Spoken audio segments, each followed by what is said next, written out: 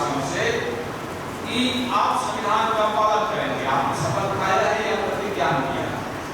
तो इस संविधान में कहां पर क्या क्या बात है, क्या क्या लिखा है, किस काम को कैसे कैसे करना है, आपको पता है? जो चुनाव जीते गए हैं उनको पता है? वो जानते हैं? पूछिएगा।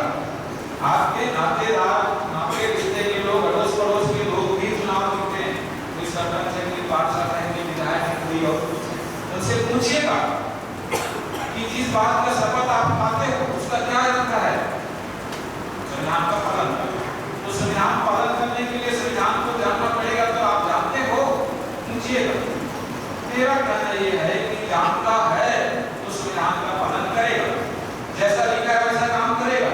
यदि उसको संविधान की जानकारी नहीं है तो क्या करेगा? कुछ नहीं करेगा। बिना जाने कुछ कर नहीं पाएगा। तो इसका क्या नुकसान होगा और किसको नुकसान होगा? तो उसको कोई नुकसान नहीं होगा। संविधान का पालन नहीं करता है तो उसको कोई नुकसान नहीं होगा। नुकसान देश की जनता को होगा, आपको होगा, हमको होगा। कैसे नुकसान होगा, क्या नुकसान होगा, वो मैं आपको बताऊंगा। इस संविधान के अनुच्छेद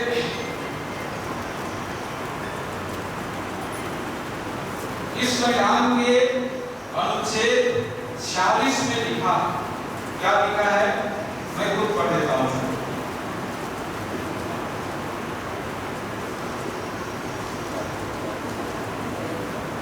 इसमें लिखा है कि अनुसूचित जाति, जनजाति और दुर्बल वर्गों की शिक्षा और संबंधी हितों के लिए लिखता है कि राज्य मतलब सरकार जनता के दुर्बल वर्गों के विशिष्टतया अनुसूचित जाति और अनुसूचित जनजातियों के शिक्षा और अर्थ संबंधी हितों की विशेष सावधानी से अभिवृद्धि करेगा और सामाजिक अन्याय और सभी प्रकार के शोषण से उसकी रक्षा करेगा। कौन करेगा? सरकार। किसका निर्देश है? संविधान का। तो कर दिया सरकार ने ये काम। चार बातें हैं इसमें। पहली बात यह है कि अर्थ संबंधी हितों की विशेष सावधानी से अभिवृद्धि, मतलब जमीन जायदाद, पैसा कौड़ी, प्रॉपर्टी, संपत्ति के विषय में विशेष रूप से अभिवृद्धि करेगा, बढ़ावा करेगा, बढ़ाएगा, आमदनी को दोगुना करेगा। कौन? सरकार। ये संविधान का कहना है। किसकी आमदनी को? अनुसूचित जाति, आप जानते हैं, अनुसूचित जनजाति, पिछड़ी जाति और अल्पसंख्यक, इन लोगों को संविधान में दुर्बल वर्ग कहा है। इन लोगों की आर्थिक आमदनी को सरकार बढ़ाएगी। बढ़ा दिया? ये काम कर दिया? नहीं। पहली बात। दूसरी बात क्या कहता है इसमें? और सामाजिक अन्याय और सभी प्रकार के शोषण। सामाजिक अन्याय, ये जो आए दिन जो घटनाएं घट रही मध्य प्रदेश में, हिसाब दिलाया गया, हाथरस की जो घटना हुई और किसी किसी के जो न्याय अत्याचार हो रहे जाति आधारित, इन सब को क्या करेगा? उनसे सुरक्षा करेगा। राज्य ये काम करेगा। ये संविधान का निर्देश है। कर दिया? नहीं किया। और क्या काम दिया है? कि सभी प्रकार के शोषण से उसकी रक्षा करेगा। सरकार का काम है, चाहे किसी की भी सरकार हो, तो सभी प्रकार के शोषण, इन वर्गों के ऊपर कोई शोषण नहीं होना चाहिए। ये काम सरकार का है, सरकार को करना है, सरकार कर देती तो हम सुरक्षित। इसमें जो लिखा है उसका पालन सरकार कर दे तो हम सुरक्षित, हम आर्थिक रूप से समृद्ध, हम सामाजिक रूप से सुरक्षित, शोषण मुक्त, अन्याय मुक्त हम हो जाएंगे। ये काम होगा तो, और इसी काम को करने के लिए शपथ खाए। संविधान में तो ये लिखा है, संविधान में जैसा लिखा है वैसा करने के लिए शपथ खाए हैं, प्रतिज्ञा किए हैं। तो संविधान में क्या लिखा है वो नहीं जानता, संविधान में क्या लिखा है आप नहीं जानते, हम नहीं जानते। तो सब ये आसान, कोई कुछ भी कहे, कोई कुछ भी करे, हमें नहीं मालूम। ये हालात है देश के। बाबा साहब अम्बेडकर बहुत खुश हुए, खुशी में नाच उठे उस दिन 26 नवंबर 1949 के दिन जब संविधान को मंजूर करा के घर पे लौटे, उनके निजी सचिव नानक चंद्र रत्तू ने कहा कि सर बहुत खुश दिख रहे हैं, आज क्या बात है? तो बोले कि मैं अपने लोगों के जिन अधिकारों में लड़ता रहा, सारा अधिकार संविधान में लिख दिया, उसको मंजूर करा दिया, 26 जनवरी से लागू हो जाएगा देश, मुझे बड़ी खुशी है।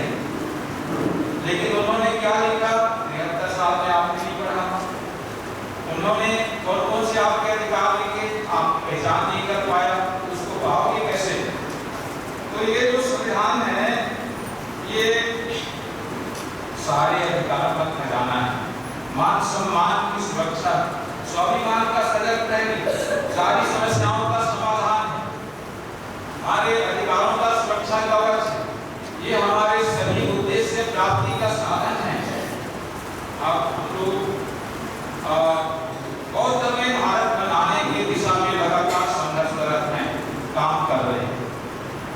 गौतमय भारत बनाने के लिए आपने साधन क्या अख्तियार किया? आपका कौन सा साधन है? किस साधन से आप गौतमय भारत बनाएंगे? तो वो साधन है भारत का संविधान। ये साध्य नहीं है, ये साधन है संविधान। साध्य गौतमय भारत, उसको बनाया जाना है, उसको हासिल करना है। तो मैं आप लोगों से अपील करना चाहूंगा कि दुनिया के सबसे बड़े बौद्धिक विचार की बात जिन्होंने किया, बुद्ध ने किया, उसकी बात को बढ़ाने का ये संस्थागार है।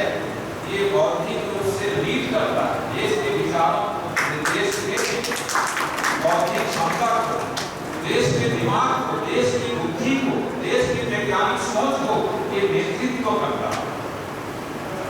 ये गरिमा है संस्थागार। जब मैं पहली बार आया था 2015 में 6 दिसंबर, किसी जगह आप लोगों ने मुझे आश्वासन दिया था कि ये भारत के संविधान प्रचार का केंद्र बनेगा। आपको याद है किसी को? आज 2015 के बाद में 8वां वर्ष हो गया। अभी भी मुझे विश्वास है कि ये भारत में संविधान प्रचार का केंद्र बनेगा। सारी व्यवस्थाएं हैं, सारी सुविधाएं हैं। क्यों बनेगा? ये देश के सर्वोच्च नियमावली है, सबसे बड़ा ताकतवर है, वैज्ञानिक विचार है, लोगों का सारा अधिकार है, और क्या है? सारी समस्याओं का समाधान है इसमें। और क्या है? आपको सबसे बड़ा गरिमा देने वाला अधिकार है, आपको सम्मान दिलाने वाला अधिकार। इसमें वो सब चीज भरा हुआ है, कूट कूट के भरा हुआ है, और ये दुनिया में महान। छोटी सी बात का जिक्र करूं, 1950 और 60 के दशक में भारत का ये संविधान जब भारत में बना और लागू हुआ, उस समय सारे संसार में 2 बात कही गई। नंबर 1, ये जो भारत का संविधान है, जो अभी अभी मंजूर हुआ है और देश में लागू हुआ है, वो दुनिया का सबसे अच्छा संविधान है। ये सारे संसार ने कहा। तारीख तो बनता है, ये बात दुनिया ने कही, हमने नहीं कहा। जिस देश का संविधान है उसने नहीं कहा। आज भी नहीं बोलते। आप याद करो कि आप कब बोले हो कि हमारा संविधान देश दुनिया का सबसे अच्छा संविधान है, लेकिन दुनिया ने कहा। जो भी राष्ट्राध्यक्ष भारत में आते, चाहे ओबामा हो, चाहे पुतिन हो, चाहे शिंजो आबे हो, चाहे कोई भी हो, भारत के संविधान की सराहना करते। और दूसरी बात क्या कहा? इस संविधान के जो राइटर है डॉक्टर अम्बेडकर, वो क्या है? संविधान के जनक हैं, सारे संसार के संविधानों के जनक हैं, ये कहा गया डॉक्टर अम्बेडकर को। और ये 1950-60 के दशक में ये बात कही गई, आज तक आपने नहीं सुना। तो इसे दुनिया के नंबर 1 के विद्वान ने लिखा है, जिस संविधान को, जो दुनिया का सबसे श्रेष्ठ संविधान है, जिसमें आपका सारा अधिकार लिखा है, आपकी सारी समस्याओं का समाधान जिसमें लिखा है, जिसमें जो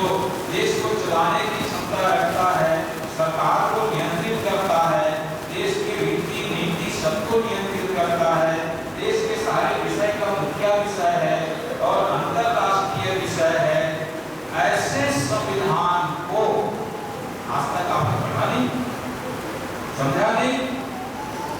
मैं संविधान बना तो मैं पैदा नहीं हुआ, मैं पैदा होने के पहले ही करके तैयार हुआ था। जो कुछ इसमें है उसकी बात मैं कर रहा हूँ, मैंने कोई नई बात इसमें नहीं भरा। जो कुछ इसमें है उसकी बात कर रहा हूँ। तो इसमें क्या है? इसमें संविधान में है कि एक तरफ विज्ञान विरोधी विचारधारा देश में चल रहा है, अंधविश्वास, और क्या चल रहा है? कल्पित कहानियां, कहीं स्वर्ग है, कहीं नरक है, कहीं माया है, कहीं मोह है वगैरह। और क्या चल रहा है? अनैतिक बातें, उनका रहन सहन, उनका खान पान कैसे कैसे पूरी तरह से अनैतिक है। अनैतिक बातों का संग्रह, अवैज्ञानिक बातों का संग्रह, गैर कानूनी बातों का संग्रह, कल्पित बातों का संग्रह, जिसको आप लोग विभिन्न नाम देते हैं, आदि। इन सब को एक तरफ इकट्ठा करेंगे तो उसमें से जो निष्कर्ष निकल के आता है वो क्या आता है? संविधान विरोधी, समानता के विरोधी है, वो जातिवाद पैदा किया, 7 श्रेणी बनाया, वो मानवता के विरोधी है, अमानवीय काम लगातार करते रहता है, वो समानता का विरोधी है, वो शिक्षा का विरोधी है, शिक्षा सबको देना नहीं चाहता, 60,000 स्कूली अभी बंद हो गई।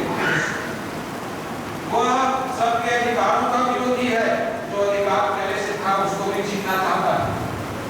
एक तरफ वो विचार पूरा तराजू की एक तरफ, तराजू के दूसरे भाग में क्या है? समानता, सामाजिक और आर्थिक और राजनीतिक। और क्या है? सबकी समस्या का समाधान। और क्या है? वैज्ञानिक शोध, विचारधारा, कूट के भरा हुआ है इस संविधान में। इसमें कोई देवी देवता नहीं आ रहा है, 33 करोड़ का कोई नामो निशान नहीं, स्वर्ग नरक का कोई नामो निशान नहीं, आत्मा परमात्मा की कोई बात नहीं, मोह माया की कोई बात नहीं। ये शुद्ध संविधान, शुद्ध अम्बेडकरवाद, शुद्ध बुद्धवाद, शुद्ध लोक कल्याणकारी। सबका भला होगा, जो गाए उसका भला, जो ना गाए उसका भी भला, सबके भला के लिए इस संविधान को लिखा गया। तो एक तरफ तराजू के एक भाग में ये कानूनन सबसे ऊंचा है, अधिकार संपन्न है और कानून की नजर में सर्वे सर्वा है, और इधर के जो ग्रंथ हैं तमाम कानून की नजर में क्या है? शून्य, अनुच्छेद 13 के तहत शून्य है, निरस्त है, निरस्त कर दिया गया है उनको। जो संविधान के खिलाफ है वो निरस्त है ऑलरेडी, चाहे वो कहीं भी रहे, वेद में, शास्त्र में, पुराण में, कहीं भी रहे हो, चाहे किसी भी ग्रंथ में रहे, यदि संविधान विरोधी बात है तो वो निरस्त है, शून्य है, ये बात।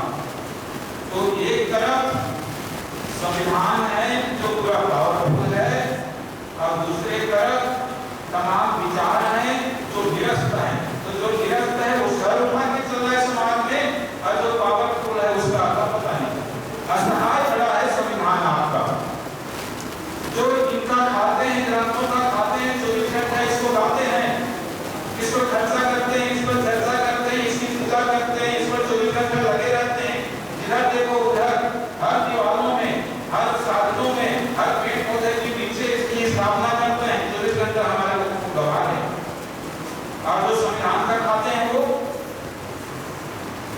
आप अच्छे कपड़े पहने हो, संविधान की देन, ये ग्रंथागार संविधान की देन। अनुच्छेद 25 के तहत, अनुच्छेद 26 के तहत आपको अधिकार मिला है ऐसा आप एक संघ बनाने का। हम सम्मान लेने यहाँ बैठे हैं, ये भी संविधान का देन, हम सुरक्षित हैं ये संविधान की देन। तो हम संविधान का खाते हैं। कोई नौकरी करता है तो संविधान का अनुच्छेद 15 की देन, 16 की देन। कोई अच्छा व्यवसाय करता है तो इस संविधान का अनुच्छेद 19 की देन, उसकी वजह से आप व्यवसाय करते हैं। तो साथ में ये कहना चाहते हैं कि हम सब लोग संविधान का खाते हैं तो तय। और गाने के वक्त कोई गीता गाया, कोई भागवत गाया, कोई भागवत परिक्रमा कर रहा है, कोई रामायण गाया, कोई और कुछ कर रहे हैं। जिस संविधान का हमने खाया, जिसका हम सब कुछ खाते उसको कभी गाते खाया नहीं, उसी को गाया, ये क्या तरीका हुआ? समझा समाज आप उसी में लगा है। जिसका कुछ नहीं खाया आपने, उसको जी भर के गाया, और जिस संविधान का सब कुछ खाया, आज तक नहीं गाया। तो मैं चाहता हूं कि देश के कण कण में संविधानवाद खड़ा होना चाहिए। देश की प्रत्येक तीर्थ संविधान नजर आना चाहिए। हर जगह संविधान की चर्चा होनी चाहिए। हर जगह संविधान पर बहस होते रहना चाहिए, लिखते जाना चाहिए। ये मैंने लिखा। इस संविधान में जितना भी अधिकार है वो सारे अधिकारों को मैंने छोटी सी किताब में लिख के रखा। अरे भाई सारा अधिकार आपको मिलेगा तब मिलेगा, लेकिन कम से कम इसकी जानकारी तो बाकी मिलेगी। सब ये मैंने लिखा है, जहाँ आया है इसके लिए थोड़ा सा आपको मेहनत करने के आपको मिलेगा, समय पे दिया जाए। हमारे लोग संविधान पढ़ने से भागना चाहते हैं, तो तू डाल तुम्हें पार तू आज जितना भाग सकता है, ये तुम्हारी जीत है। हमारी जीत है कि हम आपको संविधान पढ़ा के रखेंगे। ये हमने कैलेंडर बनाया, संविधान की तमाम बातों को इसमें कैलेंडर में लिखा हुआ। आपके घर में दीवार में लगा रहेगा, दिन भर में 10 बार आप देखोगे। आपके घर में जो आता जाता है रोज के देखिएगा, कब तक नहीं पढ़ोगे आप? ये हमारी चीज है। तो हम देशवासियों को संविधान की जानकारी देते रहे। ये राष्ट्र का काम है, ये बुद्धिज्म का काम है, ये अम्बेडकरवाद, ये मानवतावाद। और संविधान आप पढ़ोगे तो कौन रोकेगा? हम लोग छोटे मोटे चीजों के जयंती मनाते, छोटे मोटे चीजों के भी जयंती मना देते। देश की जयंती की परंपरा, संविधान की जयंती कब मनाएंगे? संविधान दिवस आप कब मनाएंगे? आप मनाते होंगे 26 नवंबर 1949। आपको नहीं मालूम इसकी रजत जयंती संविधान लागू होने के 25वें साल में आई और निकल गई, आपको हवा नहीं लगा। इसका स्वर्ण जयंती भी आई, वो भी आई और निकल गई 50वां साल में, आपको पता नहीं चला। आप ये कह सकते हो कि सरकार ने नहीं मनाया, अरे वो तो संविधान की दुश्मन है, नहीं मनाया, समझ में आता है। आपको क्या हो गया? आपने क्यों संविधान की रजत जयंती नहीं मनाई, स्वर्ण जयंती नहीं मनाई? इतना बड़ा ऐतिहासिक गलती आप लोगों ने किया है। आप लोगों के माध्यम से मैं पूरे देशवासियों को कह रहा हूं, इस गलती को आप कैसे छिपाओगे? इसका कैसे प्रायश्चित करोगे? बहुत गंभीर सवाल। तो साथियों, संविधान की बात को घर घर लेके जाना है, संविधानवाद कायम करना है। संविधानवादी बुद्धवाद है और संविधानवादी अम्बेडकरवाद है, जिसमें हमारे सारे महापुरुष बैठे हैं, विराजमान है। संविधान की प्रस्तावना बुद्ध के प्रवचन से शुरू होता है, समता, स्वतंत्रता, न्याय, बंधुता से, वही चीज का स्रोत है संविधान। अम्बेडकर द्वारा लिखित है, अम्बेडकर ने अपने विचारों को लिखा है। संविधान के लिए 38 लोग दलित का आंदोलन है। मेरे पास पूरा समय नहीं है, संविधान के अनुच्छेद 21 पर जिसमें शिक्षा का अधिकार है, पूरे लिखा है आंदोलन है। संविधान के अनुच्छेद 15 को आदिवासी का आंदोलन है, तमाम का। संविधान के अनुच्छेद 15 16 और 340 साउदी का आंदोलन है, जिसकी संख्या वाली संविधान के अनुसूची 5 और 6 का आंदोलन है। संविधान के अनुच्छेद 51 का इसमें कहा गया है कि देश के प्रत्येक नागरिक का दृष्टिकोण वैज्ञानिक होगा, का आंदोलन है। आपके तमाम महापुरुषों के संघर्षों को इकट्ठा करके भारत का संविधान तैयार हुआ। संविधान को आप पढ़ते हैं तो सारे महापुरुषों को एक साथ पढ़ लेते हैं आप।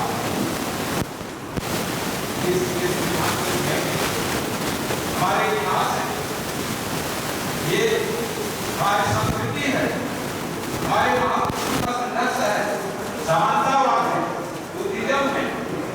तो इस संविधान को जितना तेजी से आप आगे बढ़ाएंगे, अर्थात इसका वातावरण बनाएंगे, उतना तेजी से संविधान विरोधी बात कमजोर पड़ेगी।